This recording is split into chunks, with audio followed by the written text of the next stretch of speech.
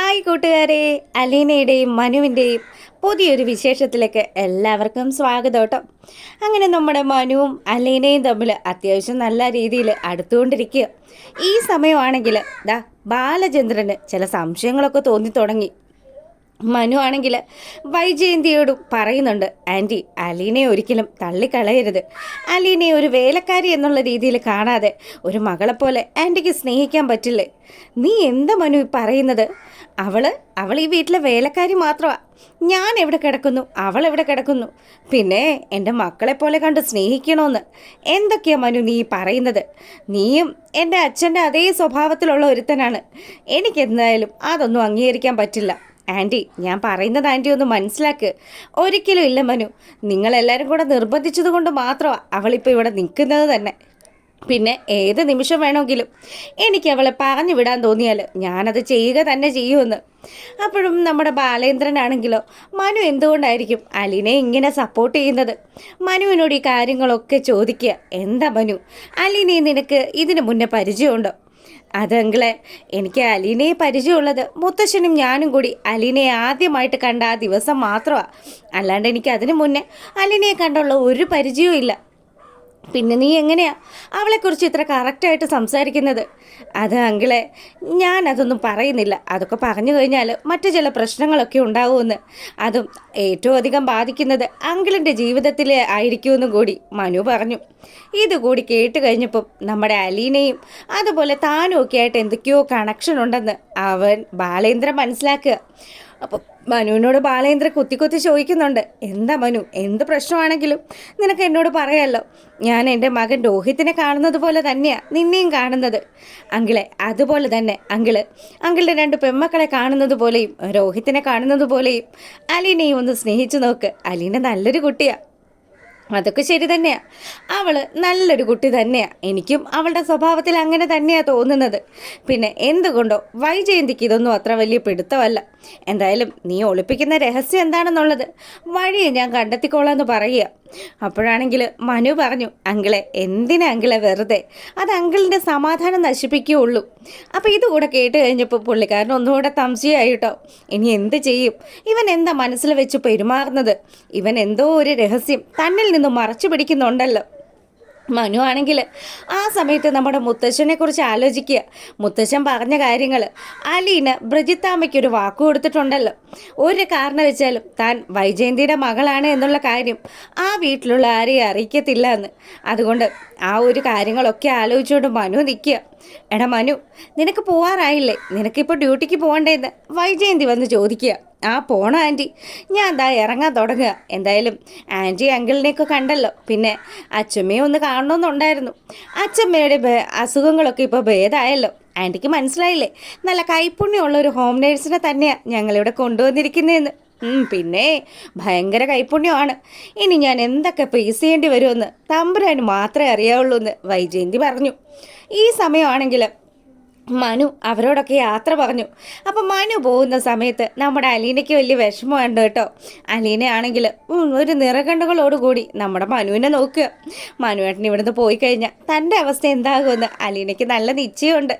ആ വീട്ടിൽ അലീനയോട് അല്പമെങ്കിലും മനസാക്ഷിയുള്ളത് ബാലേന്ദ്രനും അതുപോലെ മുത്തശ്ശിക്കും മാത്രം. പിന്നെ നമ്മുടെ കൃഷ്ണക്കുട്ടിയുണ്ട് കേട്ടോ. അങ്ങനെ നമ്മുടെ ബാലേന്ദ്രനാണെങ്കിൽ ഇതിൻ്റെയൊക്കെ വേരന്വേഷിക്കാൻ വേണ്ടിയിട്ട് ഇങ്ങനെ ഇരിക്കുക.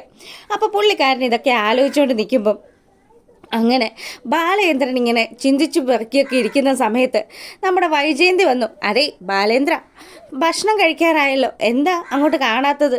അതെ, ഞാൻ ചില കാര്യങ്ങളൊക്കെ ആലോചിക്കുമായിരുന്നു. ഈ മനു എന്തിനാ ഇങ്ങനെ അലീനയെ സപ്പോർട്ട് ചെയ്യുന്നതെന്ന്. അത് നിങ്ങൾക്ക് ഇത്രയും കാലമായിട്ട് മനസ്സിലായില്ലേ? അവളുടെ തൊലിവെളുപ്പ് കണ്ടിട്ടാ. അവൻ അവളെ കറക്കിയെടുക്കാനുള്ള സാധ്യതയുണ്ട്. പിന്നെ അവൻ്റെ അനിയൻ കാണിച്ച ചെറ്റത്തരത്തിന് അവൻ്റെ കരണത്തിട്ടൊന്ന് കൊടുത്തിട്ടാ മനു ഇവിടെ കൊണ്ടുവന്ന് അവനെ കൊണ്ട് സത്യമൊക്കെ പറയിപ്പിച്ചത്. അങ്ങനെയുള്ള മനു ഒരിക്കലും അത് രീതിയിലുള്ള പെരുമാറ്റമൊന്നും നടത്തത്തില്ലെന്നേ. നീ എന്തായാലും മനുവിനെ അങ്ങനെ അങ്ങ് കാണണ്ടെന്ന് നമ്മുടെ വൈജയന്തിയോട് ബാലേന്ദ്രൻ പറഞ്ഞതും, പിന്നെ എത്രയൊക്കെ വന്നാലും ആണുങ്ങളൊക്കെ ഒരു തരക്കാരാ. അതെന്താ വൈജയ് നീ അങ്ങനെ പറഞ്ഞത്? ആണുങ്ങളൊക്കെ ഒരു തരക്കാരാണെന്ന്. നിന്റെ ഭർത്താവല്ലേ ഞാൻ അത്തരക്കാരനല്ലല്ലോ. എങ്ങനെ പറയാൻ പറ്റും നിങ്ങൾ എത്രക്കാരനാണെന്ന്? എന്തായാലും എനിക്കിതൊന്നും പറഞ്ഞു നിൽക്കാൻ സമയമില്ല. എനിക്ക് ബാങ്കിൽ പോകാനുണ്ട്. പിന്നെ ആ പെണ്ണിനെ അധികം അടുപ്പിക്കുന്നത് എനിക്കത്ര ഇഷ്ടമുള്ള കാര്യമൊന്നും അല്ല. ഇവിടെ രോഹിത് എന്ന് പറയുന്ന എൻ്റെ ഒരു മകൻ കൂടിയുണ്ട്. അത് പറഞ്ഞപ്പോഴാ രോഹിത്തും ചില കാര്യങ്ങളൊക്കെ ഒളിപ്പിക്കുന്നുണ്ടല്ലോ. ഹരിയുടെ കൂടെ കൂടിയിട്ട് രോഹിത്തും എന്തോ തരികിട പരിപാടിക്കൊക്കെ ഒരുങ്ങിയതാ. അതുകൊണ്ടല്ലേ അലീന ഇവിടെ നിന്ന് പോകുന്ന സമയത്ത് രോഹിത്തിനോട് അങ്ങനെ സംസാരിച്ചത്. പിന്നെ എൻ്റെ മോനൊരിക്കലും അത്തരക്കാരനൊന്നും അല്ല. നിങ്ങൾ അങ്ങനെയൊന്നും എൻ്റെ മകനെക്കുറിച്ച് സംസാരിക്കേണ്ടെന്ന് ബാലേന്ദ്രനോട് ദേഷ്യപ്പെട്ട് വൈജയന്തി പറഞ്ഞു. ഭക്ഷണമൊക്കെ എടുത്തു വെച്ചിട്ടുണ്ട്, വന്നിരുന്ന് കഴിക്കുമെന്ന് പറഞ്ഞ് അവൾ നേരെ ഡൈനിങ് ടേബിളിലേക്ക് പോവാം. അങ്ങനെ അവൾ ഭക്ഷണമൊക്കെ കഴിച്ചതിന് ശേഷം പുള്ളിക്കാരി അവിടുന്ന് പോയ സമയമാണെങ്കിലും നമ്മുടെ ബാലേന്ദ്രൻ ഓരോ കാര്യങ്ങളൊക്കെ ഇങ്ങനെ ആലോചിച്ചു. എന്തുകൊണ്ടായിരിക്കും എന്നാലും മനു അലീനയെക്കുറിച്ച് ഇത്ര കാര്യമായിട്ട് സംസാരിക്കുന്നത്? ഇനി വൈജയന്തി പറഞ്ഞ പോലെ മനുവിന് അലീനയോട് എന്തെങ്കിലും സ്നേഹമുണ്ടോ, അല്ലെങ്കിൽ അവൾക്ക് ഈ കുടുംബവുമായിട്ട് എന്തെങ്കിലും ബന്ധമുണ്ടോ? അതൊക്കെ ആലോചിച്ചുകൊണ്ടിരിക്കുമ്പോഴാണ് കൃഷ്ണമോള് വരുന്നത്. അച്ഛാ, ഞാൻ സ്കൂളിൽ പോവാട്ടോ. എന്താ അച്ഛൻ ഇങ്ങനെ ആലോചിച്ചുകൊണ്ടിരിക്കുന്നത്? ഒന്നുമില്ല മോളെ, ഞാൻ ഓരോ കാര്യങ്ങളൊക്കെ ഇങ്ങനെ ആലോചിക്കുക. എന്തായാലും മോള് പോയിട്ട് വാ. ചേച്ചി പോയെന്ന് ചോദിക്കുമ്പം ചേച്ചിയും ചേട്ടനും ഒക്കെ പോയി, ഇനി ഞാൻ മാത്രമേ പോകാനുള്ളൂ. അലീനയോടും ബൈ പറഞ്ഞിട്ട് നമ്മുടെ കൃഷ്ണക്കുട്ടി അവളുടെ സ്കൂളിലേക്ക് പോവുക. പിന്നീട് മുത്തശ്ശിയുടെ കാര്യങ്ങളൊക്കെ സംസാരിച്ചുകൊണ്ട് നിൽക്കുക നമ്മുടെ മുത്തശ്ശിയും അലീനയും കൂടി ചേർന്ന്. അപ്പം മുത്തശ്ശി പറയുന്നുണ്ട്, എൻ്റെ മോളെ സത്യം പറഞ്ഞാൽ നീ ഈ വീട്ടിലേക്ക് തിരിച്ചു വന്നല്ലോ, അത് തന്നെ മുത്തശ്ശിയെ സംബന്ധിച്ചിടത്തോളം വലിയൊരു സന്തോഷമുള്ള കാര്യം തന്നെയാണ്. അത് മുത്തശ്ശി മനുവേട്ടൻ നിർബന്ധിച്ചതുകൊണ്ട് മനു അന്ന് മോളെ വന്ന് കൂട്ടിക്കൊണ്ട് വന്നില്ലേ? സത്യം പറഞ്ഞാൽ അങ്ങനെ അവൻ കൊണ്ടുവന്ന് തന്ന നിധിയാ മോൾ എനിക്ക്. ഇല്ലെങ്കിൽ പിന്നെ ഈ മുത്തശ്ശിയുടെ ജീവിതം ഈ മുറിക്കുള്ളിൽ നരകതുല്യമായി പോയേനെ മോളെ. എൻ്റെ മോളാണെങ്കിലും അവൾ എൻ്റെ കാര്യങ്ങളൊന്നും നോക്കാറില്ല. ഇതുപോലെ ആരെങ്കിലുമൊക്കെ ചുമതലപ്പെടുത്തും. പക്ഷേ എനിക്ക് ശരിക്കും എൻ്റെ മോളെ ഇഷ്ടമാണ്. എൻ്റെ കൊച്ചു മോളെ കാണുന്നത് പോലെ തന്നെയാണ് ഞാൻ മോളെ കാണുന്നതെന്നൊക്കെ മുത്തശ്ശി പറഞ്ഞു. അതിനെന്താ മുത്തശ്ശി, ഞാൻ മുത്തശ്ശിയുടെ കൊച്ചുമോള് തന്നെയാണെന്ന് മുത്തശ്ശി അങ്ങ് വിചാരിച്ച പോരെ? അത് ശരിയാ മോളെ, ഞാൻ അങ്ങനെ തന്നെയാണ് കരുതുന്നത്. മനുവും പറഞ്ഞിട്ടുണ്ട്, ഇനി എന്തെങ്കിലും പ്രശ്നം ഉണ്ടാകുകയാണെങ്കിൽ മോളുടെ കാര്യങ്ങളിലൊക്കെ ഞാൻ ഇടപെട്ടോണോന്ന്. വൈജയന്തിയുടെ സ്വഭാവം അറിയാമല്ലോ. മറ്റാരെക്കാട്ടിലും നന്നായിട്ട് വൈജയന്തിയെ മനസ്സിലാക്കിയിട്ടുണ്ട് ഞാൻ. അവൾ ഏത് സമയം എങ്ങനെ പെരുമാറുമെന്നൊക്കെ എനിക്ക് നല്ല നിശ്ചയമുണ്ട്. അവൾ ഇങ്ങനെയൊന്നും ആയിരുന്നില്ല മോളെ.